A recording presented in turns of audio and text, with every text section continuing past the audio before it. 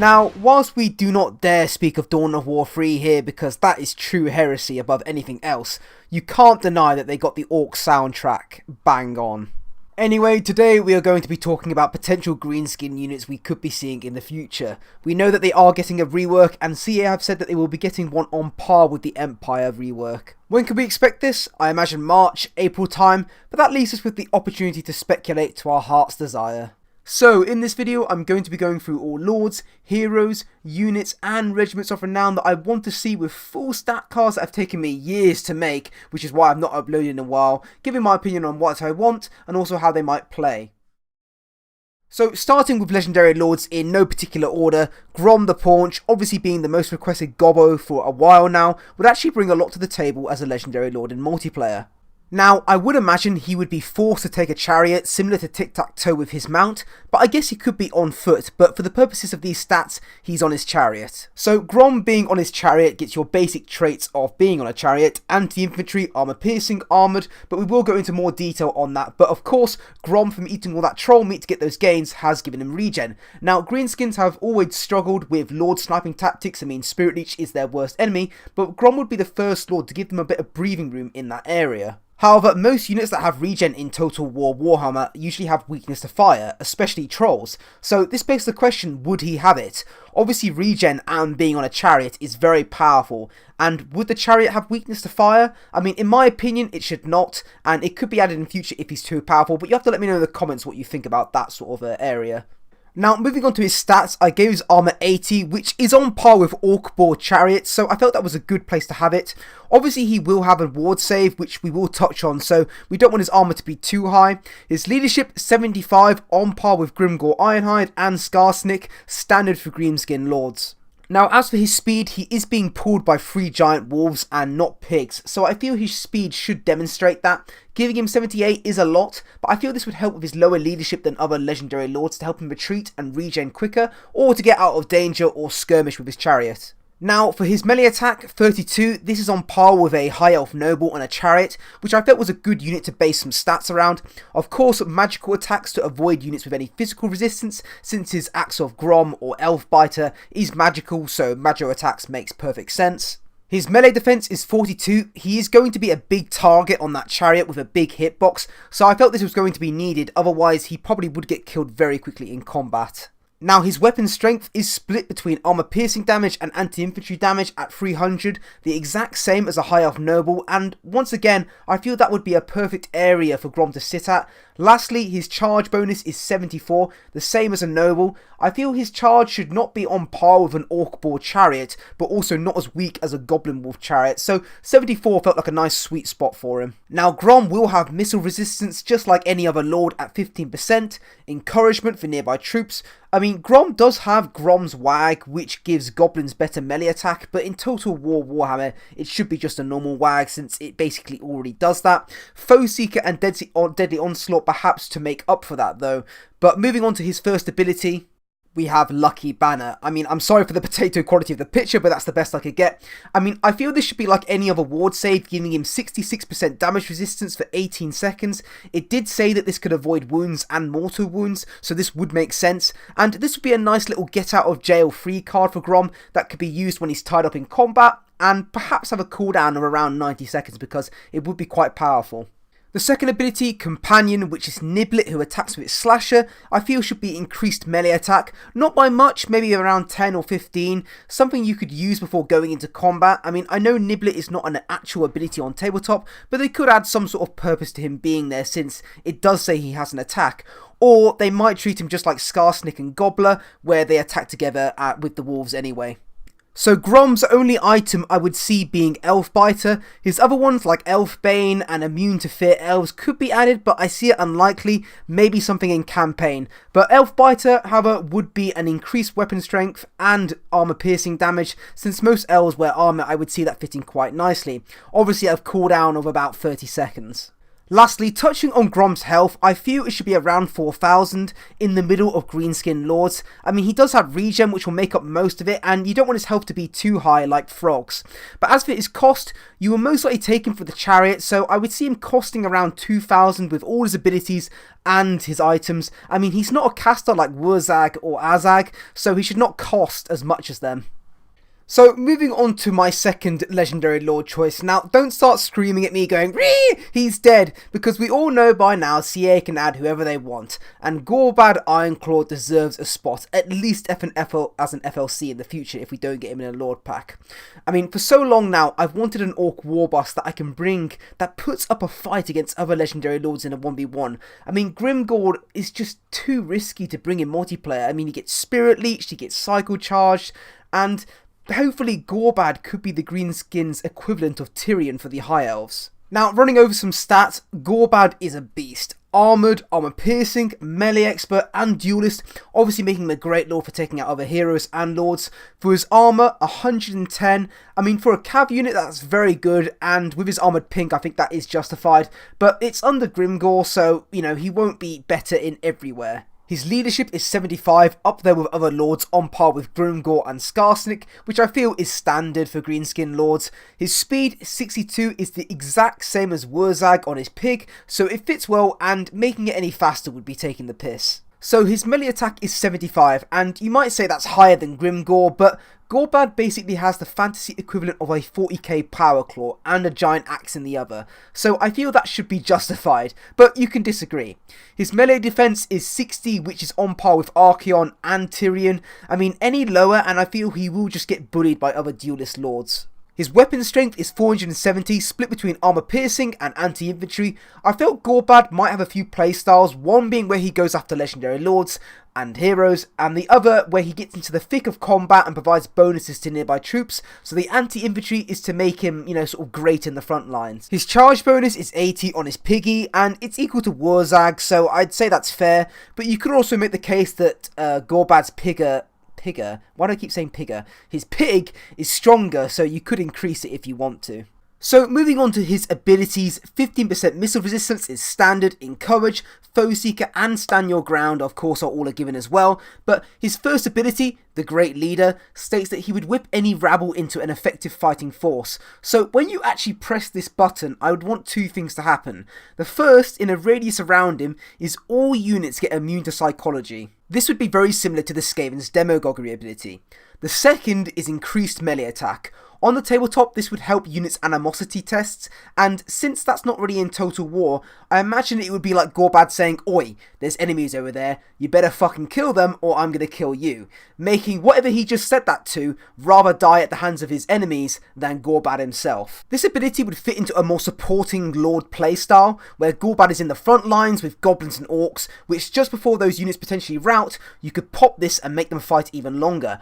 Or, for example, in the late game when Gorbad might only have 1 or 2 units left with him going up against something that maybe causes fear and terror, which would instantly rout the units with him, he could pop this and make an effective fighting force that would, you know, sort of have a last stand sort of thing. This would have around a 60-second cooldown because it's quite powerful, but moving on to his next ability we have the Boss as a Plan. Gorbad acts as both a general and battle standard for your army. I mean, why don't we have this in-game yet? I mean, this would be, for the love of God, CA, please add them. I mean, even if you do a Total War Warhammer 3 pre-order bonus, I mean, there you go, battle standard for all races. This passive would do something along the lines of increase his Stand Your Ground ability radius for leadership and melee defense. Very simple, either this could be used to replace the ability with something else, or passively just makes it bigger when used. His next ability, Orcs Are the Best, in tabletop would allow you to upgrade any number of Orc boys to big uns. Obviously this would be something that could be done in campaign. However, in multiplayer this is what I would like. When you press this, it allows you to pick a unit nearby, which can be any, and give them a bonus versus large. In game, big uns have a bonus versus large, and obviously no abilities are tied to certain units, like in tabletop.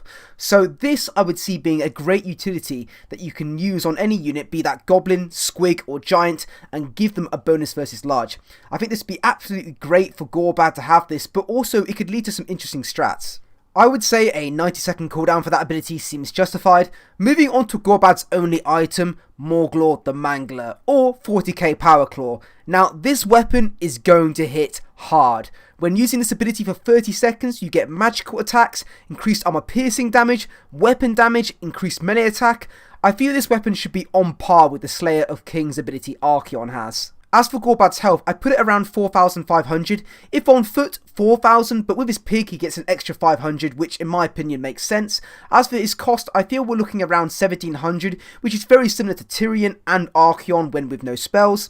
Overall, Gorbad could be used for two different roles, either a defensive supportive lord that with buffs like melee attack and leadership to units, or could be used as a powerhouse that can stand his ground when a lord sniping tactic comes from the sky, or just in general when fighting another lord in battle. Fuck me, this video is going to take so long to do. Please like the video, 1 like equals 1 sweaty arse chair. Anyway, we're moving away from legendary lords and onto minor lords, or just lords. I mean, I'm not too sure what we call these ones. Anyway, everybody has been asking for a Black Orc Warboss Lord, and I can't agree more, but I wanted to fill a similar role to the Dark Elves Beastmaster. Armoured, of course, and shielded, armour piercing, anti-large, and charge defense against large foes, really cementing it in that monster killing role. So, 120 armour and gold shield with 35% blocking small arms fire, leadership 75 similar to other greenskin lords, and speed 38 which is on par with Grimgor, which makes sense. Melee attack 60, which I felt was a good spot for it, melee defense 45 as this is a Black Orc, weapon strength split between armour piercing and anti-large at 420. This is actually on par with a Gorball, but since it's a lord and not a hero, I feel it's okay and justified to have it, this stat.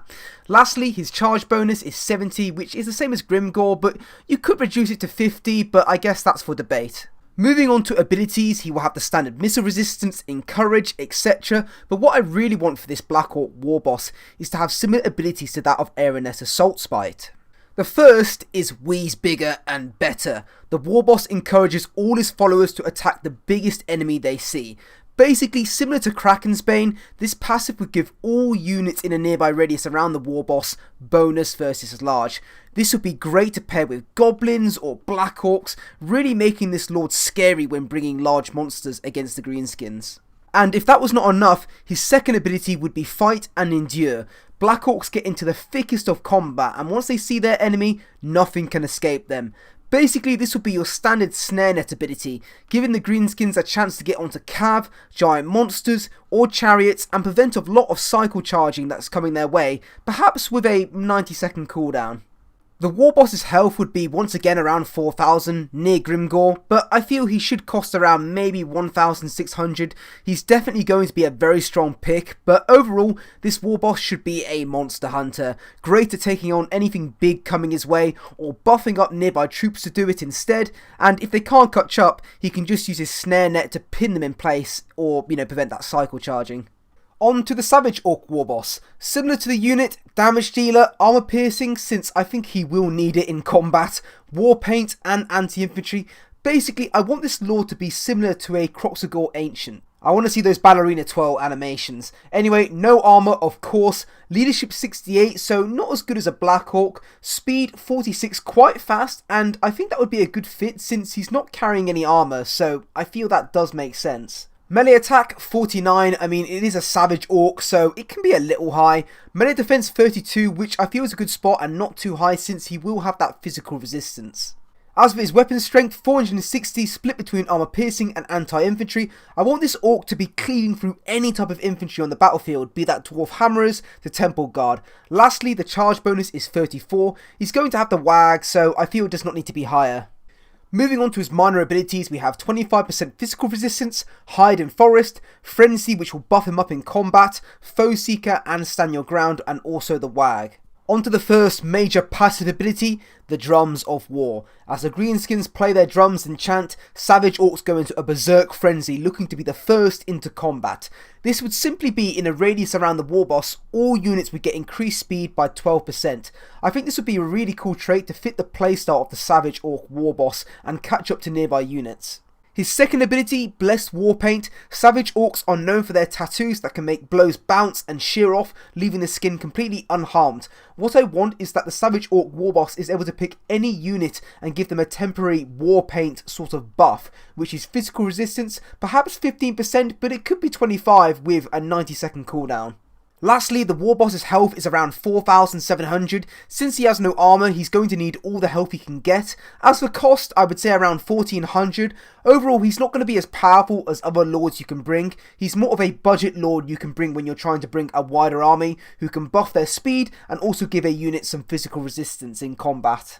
So moving on to our last lord, we have Orc Great Shamans. Now I guess these three lords that I've gone over can be heroes as well, so maybe we might get two, one being a minor lord and the other being a hero, but of course we could also have Savage Orc Great Shamans, but I don't really see a lot you can do with these guys. We already have Orc Shamans as heroes, so the only point I would see adding a Great Orc Shaman is if we got access to maybe a new law of magic. The problem with that is that Greenskins only have two, I believe, in their law, but maybe we could, have CA make one up like they did for the Vampire Coast, Law of Deep. Anyway, the Orc Great Shaman has pretty much almost similar stats to Wurzag and the Orc Shaman combined, which is not really worth going over. I did give him some better melee attack and defense, trying to make him a bit better than your standard Orc Shaman, but if we did get a new Law of Magic for the Greenskins, I would love it to focus on some form of healing, and if not that, perhaps giving buffs like anti-large, speed, even nets, things that the Greenskins could really benefit from, but I do imagine it's unlikely. So moving on to our first unit, which I'm sure everybody wants, the Colossal Squig. Since the Dread Sauron, Forge World models are on the table, so this big daddy squig has armor piercing, anti-infantry, damage dealer, and rampage of course. As for its stats, I've placed it very closely to a Stegodon with a few adjustments. For its health, it's up there at 6,780. I mean, this thing is going to have low armor and will have a huge hitbox, so it's going to need all the health it can get. Armor 50, which I feel is on par with normal squigs and a good round spot for it. Leadership 60, I mean, it is going to have rampage and probably charge into units it's probably not going to want to fight with, so, the leadership 60 it needs to be there so it can fight for a little bit in combat. As for its speed, 66, which is very fast. I mean, squigs in general are, pretty fast anyway, so a giant squig should either be hopping or running and catching up to most units it can tear into. Melee attack 30, which is pretty standard for a large monster, and melee defense 32. You don't want these too high, as I feel this unit could be very much like a Tomb Scorpion with, animations of it jumping through, and also, if it's going to be fast, I can see there being a lot of cycle charging with this unit, so as I say, you don't want that too high. Weapon strength split between armor piercing and anti-infantry at 420, on par with a Stegodon, and I feel, it's a good spot to have it at. Lastly, its charge bonus is 76. I mean, it's going to hit hard when running into combat with those gigantic jaws, so once again, it's on par with a Stegodon. As for its traits, causes fear and terror, which is pretty much standard for it. Rampage, squigs go wild, which means it gets 12 more leadership if there's enemies within a 30-meter radius, because of course it's so hard to control and it needs an enemy to attack. Siege attacker, and lastly, hunger. I mean, this thing without a doubt will be eating loads of humans when it's in combat, so I feel it should get regen when, doing that, similar to Mongols. As for cost, I would say around 1,300. Overall, this unit would be great at chasing infantry, getting into those bat lines by flanking around the sides to get on high value artillery or archers, and also great at cycle charging in the late game that could be used to chase off units as well. On to our first Regiment of Renown, we have the Colossal Squig Giant Muncher. One of the biggest squigs ever to have known to exist, this squig rather takes on large prey than any small ones. Very similar stats, but with that bonus versus large on par with a Carnosaur, which I thought was a good place. Also, since this squig is fighting large targets, it won't be eating whilst fighting, so I've taken away that hunger ability, but instead will not rampage due to being controlled more easily with drugged meat, allowing the goblins to control it easier. As for cost, I would think around 1,600 is a nice spot. It's very fast, and this unit will be great at dealing with cav flanks or protecting your lord from air attacks. So on to our next unit, a rogue idol of Gork and Mork. There was a few units that I felt I could base this off. For example, the Bloodrat Medusa, the Rotting Leviathan, the Hero Titan, and lastly, the Ancient Stegodon, Engine of the Gods. So this unit will have armor piercing, is subject to rampage, a spellcaster which we will get onto, and frenzy. Its health is nice and high above 7,000, which I feel this unit, should have due to its size. Its armor, 150. I mean, this thing is made up of all sorts of shit, so you could disagree with me and say that it's like, you know, it's weak, but I'm basing it on the fact that when you hit it in the leg, you're basically just hitting a rock. Leadership 60, which for the idol of Gork and Mork is as it should be. I mean, it shouldn't be routing off at the first fight. Speed 32, I mean, however this thing walks, it should be hard for it to do, so it's very slow. Melee attack 52 and melee defense 42, which is the exact same as a rotting Leviathan, which I could see this unit being very similar in combat to, whacking its arms around like crab claws. Weapon strength is 550 armor piercing, which is the same as a hero titan, which yet again I felt was a good unit to base this off. A charge bonus of 20, I mean, this was a hard one and I couldn't really decide on because is it, you know, because it's massive and it's charging, should it be higher? Or because it's slow and fat, should it have a low one? I mean, I couldn't really decide. I mean, I guess that's to be discussed. So, this unit's traits are Encourage, of course. I mean, that makes perfect sense. Immune to Psychology. I mean, I don't see this unit running away. Rampage, we already know that. As for its abilities, I would like to see improved Winds of Magic, which is Power Recharge and Reserves. I also would really like to see the Stegodon's 5% Ward Save ability for all units in a radius around it. I feel that could make this unit truly great at supporting other ones. And lastly, Foot of Gork as a one-time use ability. You could have it using other spells, but I feel you never see Foot of Gorks in battle as they are so expensive to cast, so having a unit that's dedicated to, you know, having it as an ability might release it to some casters, allowing them to use other spells. As for cost, I would say around 1800, especially if you're getting that Ward Save and Foot of Gork ability, it could be really good. But overall, I want this unit to be a sort of buff support sort of playstyle unit than just another giant. Onto our Regiment of Renown Rogue Idol of Gork and Mork, Spirit of the Wag. This Rogue Idol has truly been chosen by the Greenskins Gods of War and will battle until it is defeated by any foe. Once again, it has the same stats, but it will have magical attacks, armor sundering, and is unbreakable. As for cost, I would say around 2,500. I mean, you're getting a very tanky unit which won't rout and will hit really hard. It also has buffs to Winds of Magic and other units like with those Ward Save, and also it can cast spells, so yeah, I think that's understandable. The Goblin Spear Chucker is next, and I think we all know how we want this to play. Armor piercing, anti-large, good range, health quite low at 2,652, armor 15, which is the same as the Rock Lobber, leadership 40, I mean it's goblins, speed 20, very slow of course, melee attack and defense is shite, well that's obvious for, you know, an artillery unit, weapon strength 24, which is on par with the Rock Lobber again. Ammunition is 24, which is the same as most other artillery units, so I thought that was a good one to have it at. Range 400, so we could actually see some artillery skirmish with this unit, so I think that'd be quite cool to have, like the Eagle Claw bolt throwers. Lastly, missile damage 138, split between armor piercing and anti-large. I mean, that was based on an Eagle Claw bolt thrower, which I imagine this thing would be very similar to, but with goblin stats in defense. As for its stats, expendable, which of course means no penalty to leadership if it dies, siege attacker, and cannot run. For cost, I would say around 600, simply because it has worse combat stats than an Eagle Claw bolt thrower, otherwise it would be 700.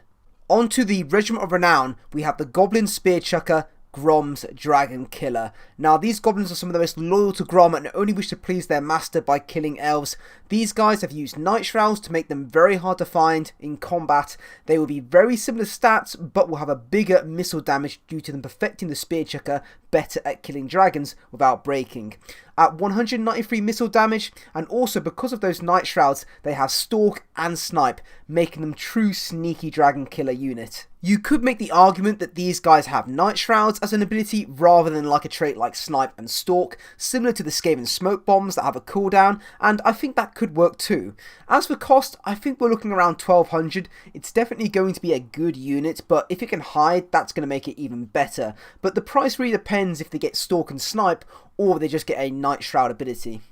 Next up, we got Savage Orc Big Stabber. Now, these guys are not really their own unit. I mean, in tabletop, you would upgrade Savage Orc boys, but, you know, fuck that, I can't be asked. These guys are their own unit. And as for the unit count, I've based it very closely to Warp Grinders, as I could see them being very similar. So they have Damage Dealer, Anti-Large, War Paint, Armor, none of course, Leadership 58, which is the exact same as standard Savage Orcs. Their speed is a little bit quicker though at 40. I mean, I feel they will need it to catch up to, obviously things that are very faster than them. Melee attack 28 and melee defense 16, which is not very high as this is more a medium anti-large unit, in terms of how good it is.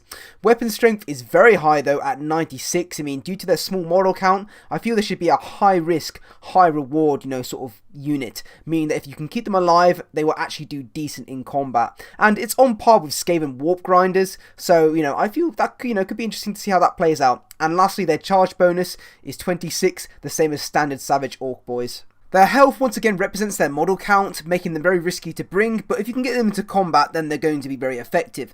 As for cost, I would say around 500, so a little bit less than your standard Savage Orc Boys.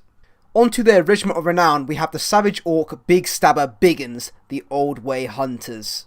These guys get the stats of Savage Orc Biggins with better leadership, melee attack and defense, and also charge bonus, but they also get the charge defense against large foes, making them possibly better as a defensive unit than maybe an aggressive one like the standard one. As for their cost, they'd be around 700, above Savage Orc Boys but below the Savage Biggins. Moving on to River Trolls, I was debating about how to play these guys. I mean, should they be like Frog with a breath attack, or should they be like Salamander Hunting Packs, like a sort of skirmish monstrous infantry unit? Well, I decided on the Salamander Hunting Pack since I feel River Trolls could actually make it work really well. So they have armor piercing, regen, poison attacks and aquatic since they're river trolls. I've given them less armor than standard trolls as I think river trolls would have weaker skin, but in return they're a little bit faster at 58 speed, allowing for some skirmishing. Their leadership, melee attack and defense are the exact same as standard trolls with the added bonus of poison attacks however. Weapon strength is the same as standard trolls as well, but you could make the argument for it to be different. Also the charge bonus of 24 is standard as well. Onto their missiles, I've given them the exact same stats as Salamander Hunting Packs, as I feel they are a great unit to base off. I can see the green puke coming out of these guys, very similar to the attacks of the salamanders with the same range and damage, but instead of fire you of course get poison. As for cost, I feel like we're looking around 950. You're getting a very similar unit to trolls, but with range attacks, better speed, and other little buffs like poison and aquatic definitely makes it better. So I think it's highly unlikely that we will get stone trolls as their own unit. I feel instead we will get a Regiment of Renown 2 trolls that we have in game right now. The river trolls have missile attacks, so it makes sense that they are actually a different unit and look a little different as well. So stone trolls are the most tanky out of all the trolls and should be in my opinion. Armor piercing, regen, scaly skin, and I've also given it defender. I feel stone trolls will be very similar to rotting Prometheans. Armor 120, making it very tanky. Leadership should also be quite high above the other trolls at 55, however slower speed at 39 than the other ones due to them being very tanky and just, well, high armor. Melee attack 34, so not amazing, but melee defense 48, making them very hard to hit also. Weapon strength has also been reduced to 77, once again pushing that this unit should be more of a frontline unit or a backline defender. Charge bonus 24, pretty standard, but this troll will get missile resistance and magical resistance, which is why again I feel a Regiment of Renown would suit this far better, because I feel if you can take loads of these in an army it might be a bit powerful. For cost, I think we're looking around the 1600 range. This will be a very good unit, with its only weakness being fire and its leadership, if you can actually say that. It has loads of resistances, regen, and it is going to be a true tank that comes with a heavy cost.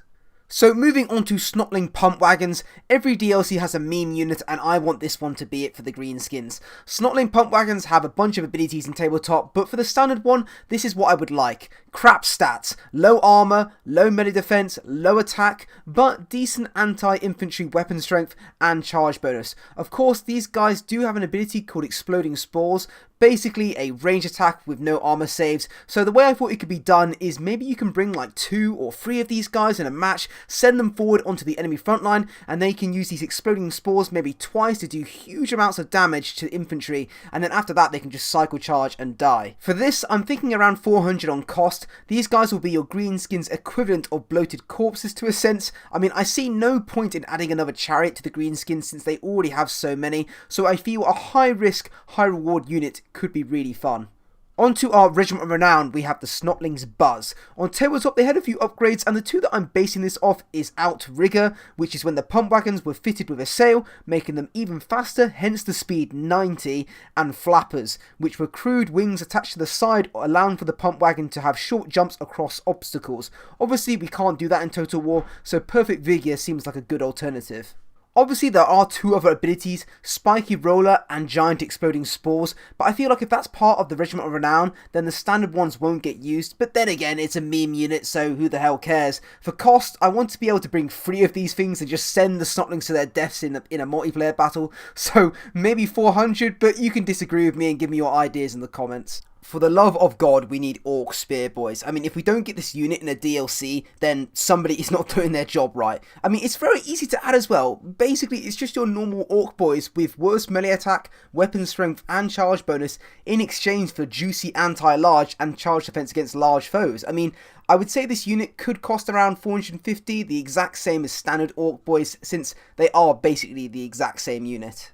Onto that Regiment of Renown, we have Gorbad Stabbers, a group of orcs who anticipate the will of Gorbad and will make sure others stay in line to listen to his commands. These guys get better melee attack, defense, and more weapon strength, but they also have a demagoguery ability, like that of the Skaven. Within a radius around them, they will give all units immune to psychology. I think these guys would be a really great addition to the Greenskins, and perhaps could allow for more defensive builds as well. As for cost, I'm thinking around 1100. These guys obviously have decent stats, and giving units immune to psychology will be very powerful. What's this? Another Regiment of Renown? We're actually almost at the end of all my picks, but I could not leave out Little Gork. Basically, Little Gork is a giant who got hit in the face with a dwarf grudge thrower, which failed to kill him, but did damage his brain. When the giant awoke, he actually thought he was in fact Gork, and smeared himself in green paint to kill any non-greenskin, shouting wag at the top of his voice. To me, in Total War Warhammer, this should be a giant with war paint. Giants already have decent stats, and with physical resistance, it's going to make this giant even better. Of course, its weaknesses are still spells and missile fire, but it's definitely a cool Regiment of Renown we could see. As for cost, I'm thinking around 1700. You could give the giant better stats, but I feel you might make it a little bit too good. On to the final unit of this video, the Regiment of Renown Black Orcs, the Immortals. I will be super disappointed if we don't get these guys in the future or in a DLC. I know they're kind of already in campaign, but that's just not good enough in my opinion. However, these guys I feel should be one of, and if not the best infantry unit in the game. Armoured and shielded, armour piercing, charge defense against all, and anti-large. 8,000 plus health, on par with the Crimson Killers, leadership 100, meaning they are unbreakable, speed 29, on par with other Black Orcs, but melee attack 45 and melee defense 42, weapon strength is split between armor piercing and anti-large at 50, even higher than Chaos Chosen with halberds, and lastly charge bonus 29. As for the traits, of course unbreakable, charge defense against all, Guardian ability to give physical resistance to nearby lords and heroes, and lastly missile resistance and physical resistance for themselves. You may disagree with me on this, but to me this is what the Immortals should be like. A truly monstrous unit that is worthy of those stats. As for cost, I mean I'm thinking around 2,000 plus. They should be able to take on most units in the game and win in a 1v1 fight. Well, if you've made it this far, well played. You can give yourself a pat on the back because seriously, this video was longer than, most videos I like to do. But anyway, those are my predictions and opinions. I know I left out a few units like some of the Squig variations and the Snotlings, but the ones I've talked about I felt had more reason to be in game. But let me know what you think in the comments. I would love to hear what you have to say. What would you change? Do you disagree? What do you want? And as always, thank you very much for watching. I mean, this video took me a long time to make, so I hope you did enjoy it. To some extent. But anyway, thank you and bye.